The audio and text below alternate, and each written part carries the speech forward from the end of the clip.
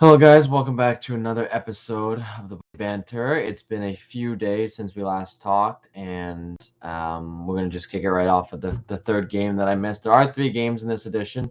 I am out of town on the weekends, and I am busy with school, so I got to make sure that I'm able to balance them. So um, the Rangers and the Leafs played a few nights ago. I believe it was Saturday night or Friday night, I believe. One of those two nights. No, it was Thursday night. And the Leafs were taking on the Rangers. They lost the first game to the Rangers in the season 2-1 in overtime. And Igor Shesterkin was the main guy, that the goaltender for the Rangers, and he's been absolutely unreal for them. And they won their game today again, 5-4 against the Sabres with a goal with 0.4 seconds left to go. So, anyways, Rangers are in town to take on the Leafs. They have two games. They have this one and then one more game before they go on a long road trip. It's the California road trip coming up. And so Campbell gets to start, obviously, and it starts off pretty good. Then the Leafs get on the board first.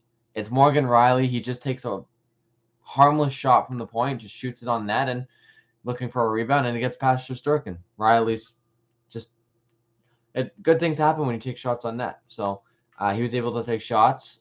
He was able to get the shot in, and then later on in the second period, Leafs are on the power play, and Riley once again he moves to center, and I don't know how he did it, but he kind of gets around into the slot. He toe drags behind past the defender, and he shoots it 5-hole on Shesterkin, and it's a 2-0 game going into the third. And Campbell at this point is absolutely unreal. He was the best goaltender this week. He's got a 944 save percentage, and nothing better than that for a team that's questioning their goaltending, but don't think they're questioning anymore. And so, with about 16 minutes to go in the third, the Rangers get on the board. It's Dryden Hunt. He gets a goal, and just like that, it's a 2-1 game. However, the Leafs are able to shut them down, and they're able to win their fifth game in a row, coming on a 5-game win streak to Saturday night against the Penguins. And that game did not go the way that the Leafs had wanted to. The power play was flat. The penalty kill was flat. And they lost 2-0 against the Penguins. Jake Gensel scored. And, for a team that has been missing a lot of people and kind of started off really slow, it was, it sucked. But Campbell, I thought, played great. I think the Leafs' power play has kind of gone a little quiet. I think it'll change, though. However, I don't think it'll be quiet like this forever. I think it'll finally get back to where it needs to go. They're third in the league in penalty killing, and that's been kind of the shocker to me. I think that's been the really big factor for Toronto so far, is how they're able to rebound and kill penalties off mistakes of their own. And tonight was a perfect example, coming into the new UBS Arena in New York, in Elmont, where the Islanders are hosting them for the second game ever in the new arena. And kind of started off not, it was kind of back and forth. Joseph Woll was getting his second career start after his first win 8 days ago against the Sabres 5-4 in a really wild game. Morgan Riley scored the winner there with 11 seconds ago. Really crazy game, don't get me wrong. So the game starts off, and the Leafs take a penalty. And I can't remember who it was or what the penalty was, but Muzzin stops the puck with about a minute to go in the power play. He gets it up. He shoots it on the board, along the board to Marner. Marner gets it, shorthanded, backhand, holds it, backhand, past the blocker, Sorokin, 1-0 Toronto, and that's their first shorthanded goal of the season.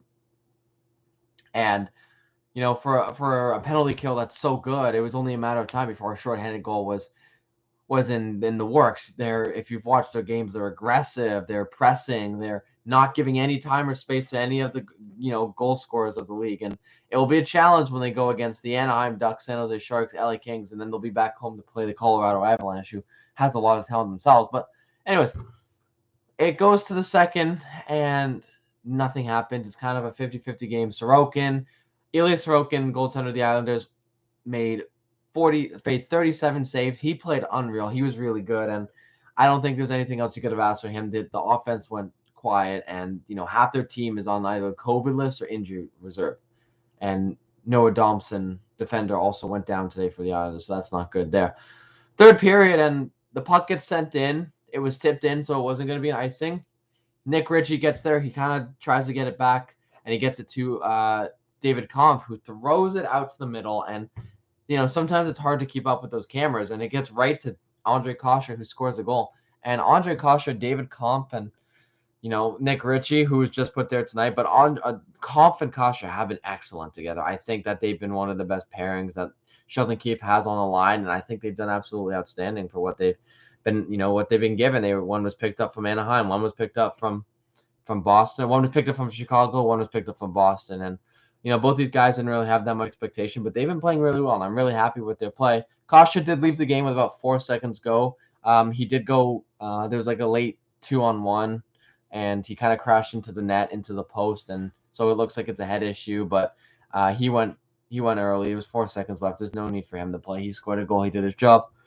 6 minutes to go in the third, and it's Michael Bunting who gets the puck. It's a 2-on-1. He sends it out front to Mitch Marner, and Mitch Marner gets his second of the game. He taps the puck between the pads of Ilya Sorokin 5-hole, and for any goalie in any league, you don't want to get scored on 5-hole. It sucks. It really does. And ultimately, what matters is the Leafs got the win, and they got those 2 points. They're still second in the Atlantic. Tampa won today, so that's good for Tampa. They got an extra 2 points. Florida won yesterday, so Leafs they gotta pick it up. They got a Western Conference matchup coming up, and last year, or I guess the year before COVID happened, they didn't win any of those games. They lost to San Jose, they lost to Anaheim, they lost to Los Angeles. So they really got to turn it around, and they've already beaten LA once, and they've also lost to they've lost to LA once. Haven't played Anaheim yet, and haven't played San Jose. So no, I lied. They played San Jose and they won. So they have to win this. This is a very important 3-game road trip, and I think right now the Leafs are just having fun. I assume Jack Campbell will get at least 2 of those starts, depending on if it's a back-to-back. But Joseph Woll, he got his first ever career NHL shutout, 20 saves, and good for the kid. Drafted 2016 in the first round, 62nd overall, and I mean, he played well. He played great. He's got a weird thing where he can't really stay on his skates, and he's kind of flopping a lot in the net. And I think he's got to work on that. I think the nerves are getting to him, but he played great. He won the game for Leafs. Said they're back at it again in 2 days, taking on I believe it's the San Jose Sharks first, then the Ducks and the Kings. And then I will be there or whenever I can to break down those games and talk about it. Other than that, thank you guys all for joining in. Until then, this has been the Bussey Banter.